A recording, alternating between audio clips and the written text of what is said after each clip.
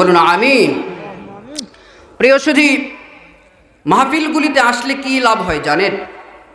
হযরত আবু হুরায়রা রাদিয়াল্লাহু তাআলা তিনি বর্ণনা করেছেন, আল্লাহর নবী সাল্লাল্লাহু আলাইহি ওয়াসাল্লাম তিনি ইরশাদ করেছেন, নাযালাত আলাইহিমুস সাকিনাতু ওয়া গাশিয়াতুহুমুর রাহমাহ ওয়া হাফফাতহুমুল মালায়েকাতু ওয়া যাকারাহুমুল্লাহু ফী মান ইনদাহ। বলুন সুবহানাল্লাহ।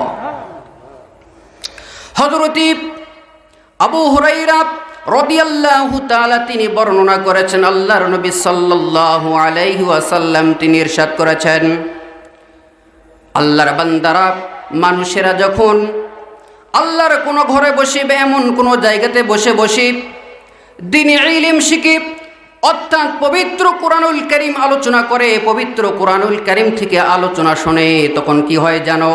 নাযালাত আলাইহিমুস সাকিনাতু, তখন রব্বুল আলামিনের রহমত প্রশান্তি তাদের উপরে বর্ষিত হতে থাকে। বলুন সুবহানাল্লাহ।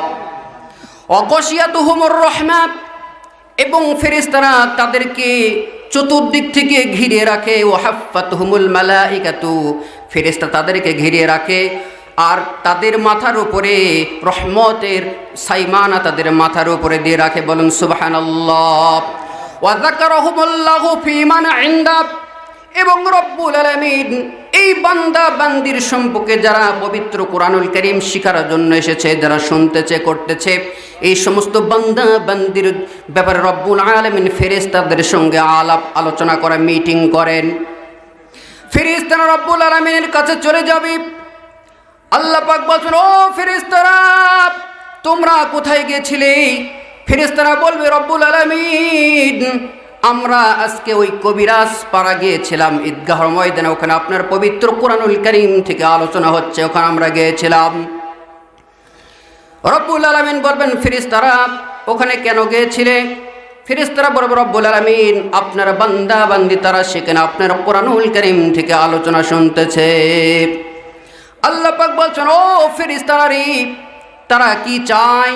ফেরেশতারা বলবে, রব্বুল আলামিন আপনার এই বান্দা বান্দি আপনাকে ভয় করে, আপনার জাহান্নামকে ভয় করে, তারা জান্নাতের আশায় পবিত্র কোরআনুল কারীম শুনতেছে। বলুন সুবহানাল্লাহ। আল্লাহ পাক ডাক দিয়ে বলবেন, ও ফেরেশতারা রে আমার বান্দা বান্দি তারা কি আমি আল্লাহকে দেখেছে? ফেরেশতারা বলবেন, না আপনাকে দেখে নাই। আল্লাহ পাক বলবেন, ও ফেরেশতারা রে তারা কি আমার জাহান্নাম দেখেছে? না দেখে নাই।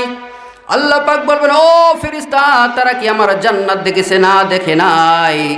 রব্বুল আলামিন বলবেন, ফেরেশতারা রে তোমরা সাক্ষী থাকো, আমার বান্দা বান্দি যে জন্য জাহান্নাম থেকে রক্ষা পাওয়ার জন্য আমি আল্লাহর ভয়ে জান্নাতের আশায় তারা কোরআনুল কারীম শুনতেছে।